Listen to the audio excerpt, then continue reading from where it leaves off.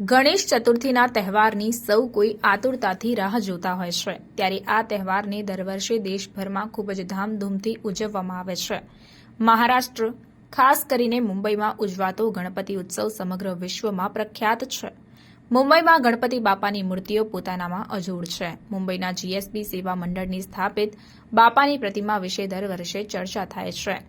ગૌડ સારસ્વત બ્રાહ્મણ મંડળ એટલે કે જીએસબી મંડળના ગણપતિને સૌથી ધનિક ગણપતિનો દરજ્જો મળ્યો છે. ગત વખતે બાપાની મૂર્તિને 66 કિલો સોના અને 295 કિલો ચાંદીથી શણગારવામાં આવી હતી અને આ વખતે બાપાની મૂર્તિને 69 કિલો સોનાના આભૂષણો અને લગભગ 336 કિલો ચાંદીના ઘરેણાંથી શણગારવામાં આવ્યા છે.